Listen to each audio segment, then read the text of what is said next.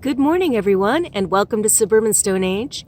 Today's video is about experimenting with natural clay paints. I'm not done with the tiny house yet, but I am looking into the future and I would love to use some beautiful earth pigments to sort of give some color to the finished fort.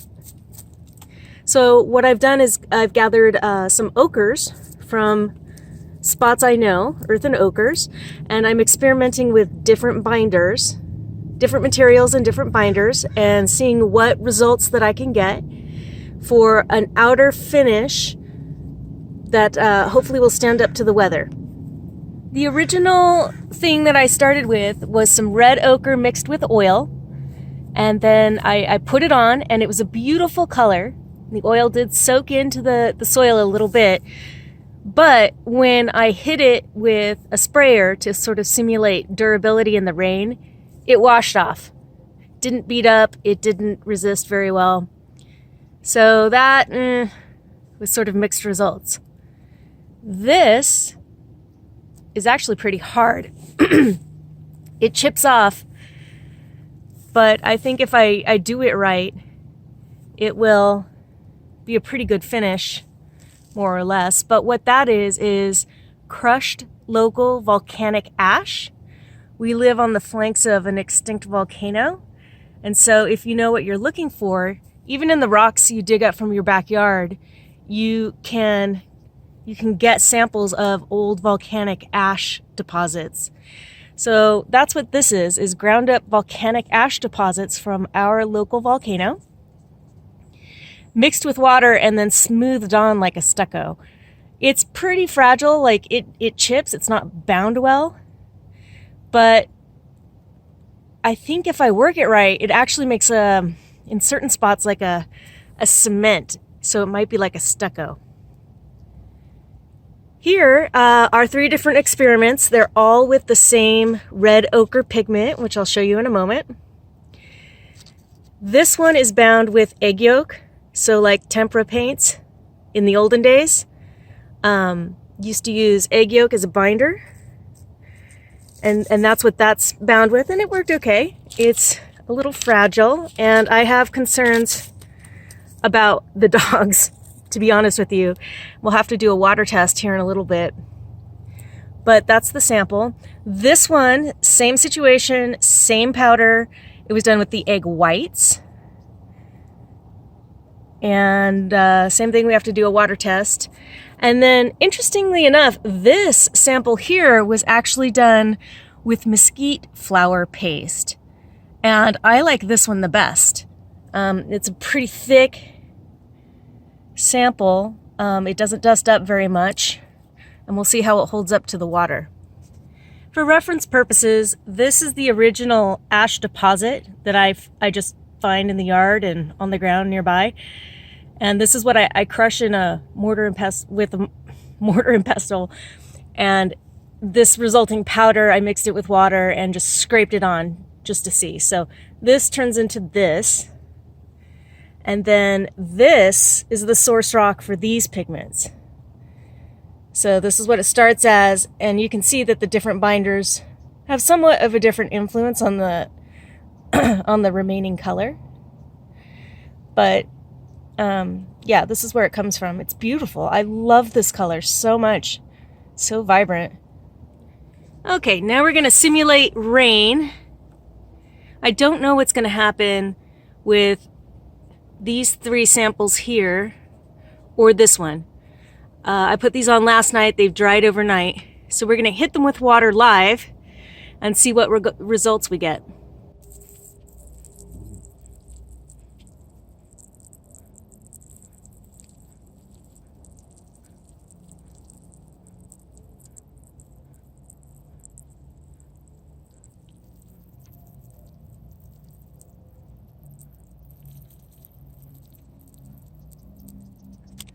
All right, so we could tell right away that the volcanic ash was just basically a total failure.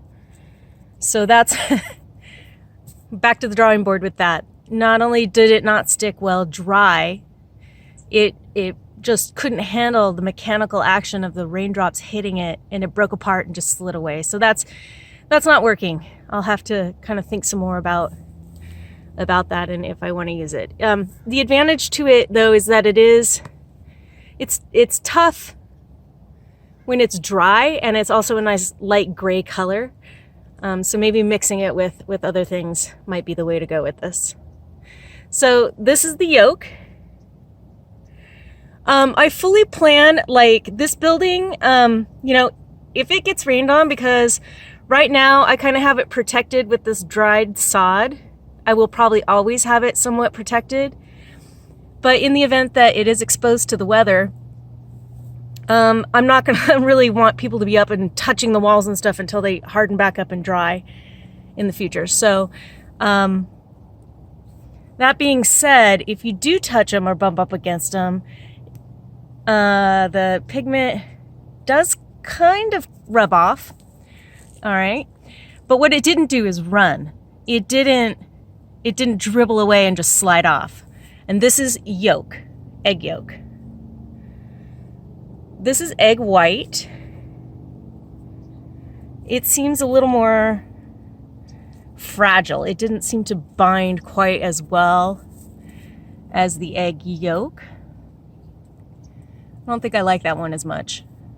And then this is the mesquite, this guy here. The mesquite does kind of powder off.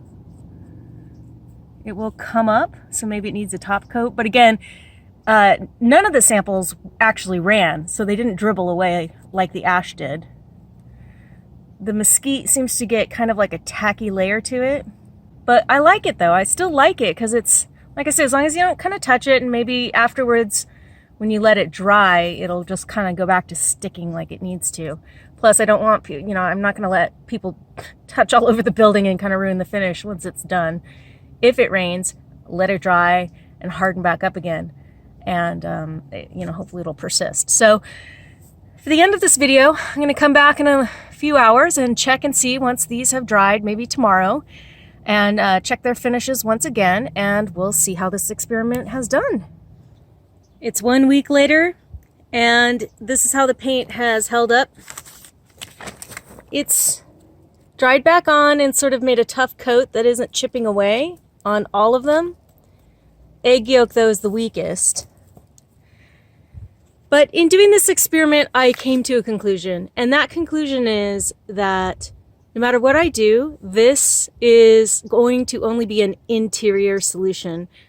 At the end of the day, I've worked way too hard on this building to have to think about repainting it every year or two, because that's about all that this, I'm estimating, will last, kind of based on this experiment. And so I'll probably do something with this on the inside. That will be another video. But also, my conclusion for exterior is that this is not enough. That leads to the question, well, what is enough? Which makes me ask, well, what have people done throughout history to protect their investment in resources and time? And the conclusion is lime. So that's going to be another video coming up.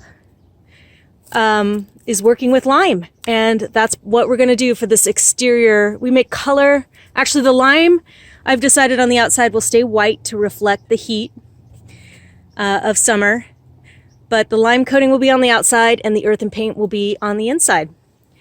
So this will be a couple more videos coming up. We'll show you the inside painted interior here in the future. We'll talk about how we're going to lime coat the exterior of the tiny house, and we'll go from there. All right, everybody, thank you so much for watching. Click that like button if you learned something fun in this video. Leave me a comment if you have any questions, and subscribe to our channel for more exciting adventures. We'll see you soon. Bye-bye.